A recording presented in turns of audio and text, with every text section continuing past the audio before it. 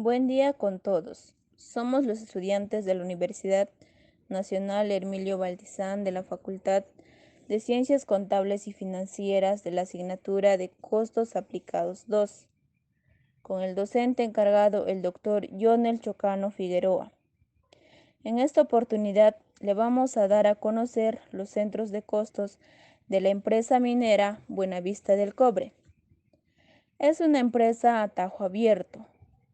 Las minas a tajo abierto son grandes extensiones de terreno que fueron estudiados por los geólogos en la fase de exploración, comprobando así la existencia del cobre y otros yacimientos más. Las minas a tajo abierto comienzan a desarrollarse en la superficie del terreno y se van trabajando hacia abajo. Este modo de explotar el yacimiento por medio de bancos o terrazas y así formando un cráter con interior escalonado. Esos escalones o bancos que tienen una altura aproximadamente 15 metros cada uno de ellos sirve para explotar el mineral y así permiten calcular de todos los vehículos que intervienen en la operación de la mina. El cobre se encuentra en la corteza terrestre, en la capa más superficial de la tierra y el terreno. Para poder extraerlo, es necesario fragmentar a base de voladura con explosivos. El centro de costos de voladuras cumple la función de explosionar, fragmentar las rocas que contienen cobre. Para realizar una voladura se perfora un número determinado de agujeros verticales, conocido como barrenos, de acuerdo con una plantilla diseñada por los ingenieros. La profundidad de estos barrenos son de 16 metros. En cada barreno se introduce una mezcla de nitrato de amonio más diésel más cierta cantidad de explosivos, llamado ANFO. Luego se rellena con material estéril. Las voladuras están a cargo de técnicos especializados que trabajan siguiendo los procedimientos muy rigurosos y las más estrictas medidas de seguridad. Estos equipos solo detonarán cuando la zona está evacuada y cuando todos los accesos se encuentren cerrados. Los explosivos se detonarán en serie a través de dispositivos electrónicos. El tiempo entre una explosión y otra es de aproximadamente 2 milisegundos. Gracias a la tecnología, los patrones de explosión diseñan la energía explosiva, fragmenta la roca bajo la tierra, minimizando así la dispersión del material y el polvo.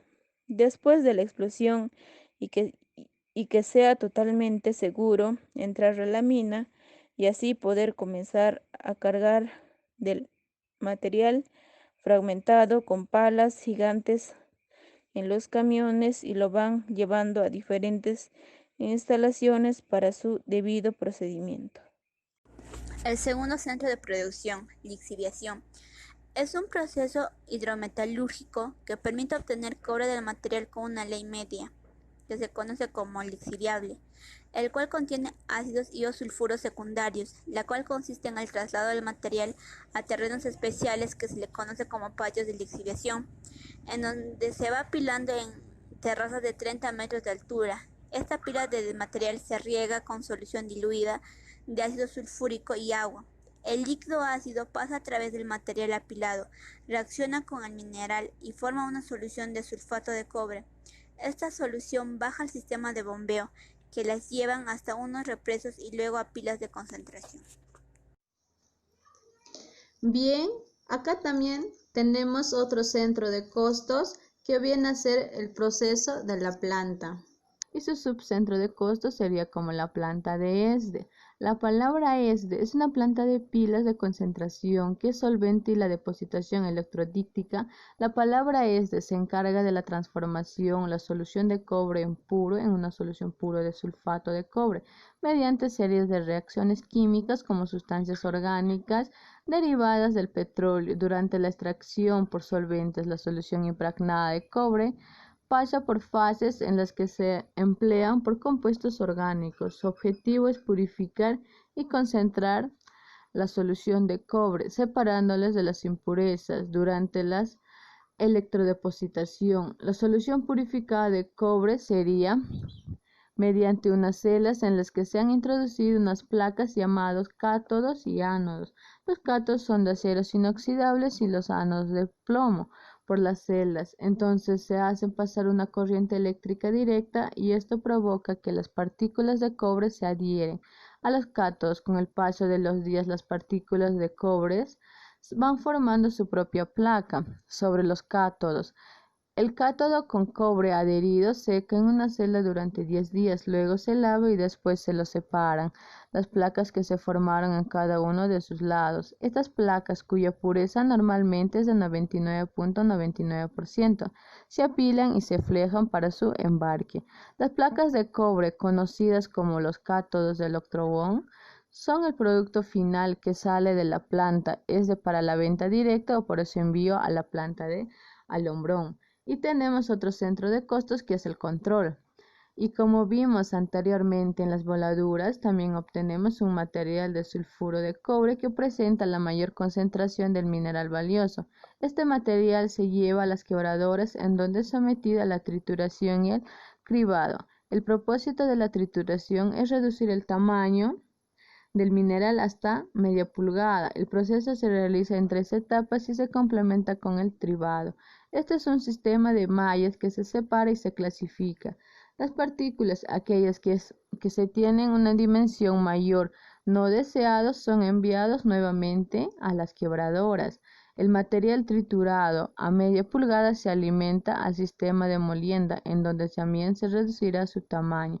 Los molinos son cilindros metálicos que giran constantemente y en cuyo interior se encuentran unas bolas de acero que pulverizan. El material, a diferencia de la trituración de la molienda, se utiliza solo el agua y el producto que se obtiene es una pasta o lodo que se traslada a las celdas de flotación. En las celdas de flotación se agregan varios reactivos, así como la agitación y la inyección de aire, para ir separándose de la forma selectiva los distintos metales contenidos en el lodo mineral. Los más ligeros se explotan en la parte superficie, mientras que los más pesados se van en el fondo, se van separándose por la gravedad a la pulpa resultante. Le llamamos concentrado de cobre. Este concentrado se pasa por un espesador para quitar la mayor cantidad posible de agua. Luego, en el proceso del filtrado, se busca eliminar la parte de la humedad restante, de modo que al final solo contenga un 10% en promedio la pulpa remanente o colas, es decir, lo que no lleva mineral se traslada de los tanques de espesadoras a la presa de Jales. Es por eso que en este material también se le conoce con el nombre de Jales, ya que en la presa los sólidos se asientan y el agua que queda en la parte superior se recupera para su reutilización posterior. En el proceso, cerca del 75% del agua que usamos en las operaciones es recuperada. Una parte del concentrado de cobre se embarca para su venta y exportación. La otra se envía a nuestras plantas de fundición y de refinación. En la fundición, el concentrado de cobre se funde en diferentes etapas hasta lograr un producto metálico en formas de placas llamado ánodos de cobre, que posee una pureza de 99% y que son de materia prima. Para proceso de refinación, durante la fusión del concentrado de cobre se libera dióxido de azufre, en la cual se convierte en ácido de sulfúrico. Para evitar su emisión a la atmósfera, el ácido sulfúrico posteriormente es utilizado en los procesos de flexibilización y refinación, y también se comercializa a terceros.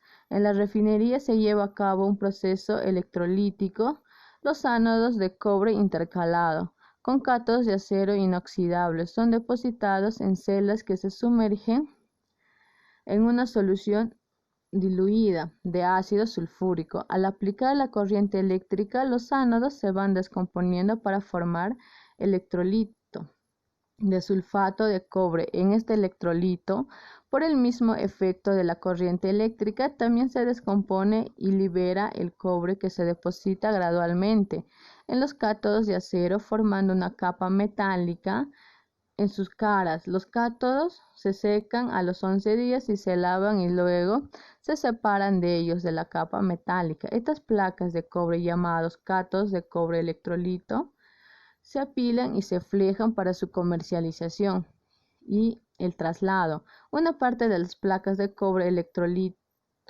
se lleva a la planta de alumbrón, donde se funden en un horno eléctrico. El cobre fundido se somete a un proceso de enfriamiento y estiramiento continuo para formar alumbrón.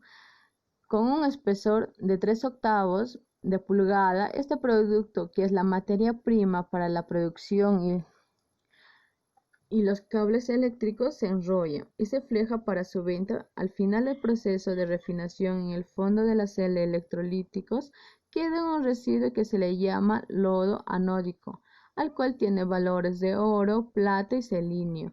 Ese lodo es llevado a la planta de metales preciosos para ser fundidos y mediante diferentes etapas de refinación recuperamos la plata y el oro, así como sales de selenio y el telurio, que se comercializa en diferentes mercados. Cabe señalar que durante los procesos de producción de cobre también obtenemos de manera paralela concentrados de molibdeno.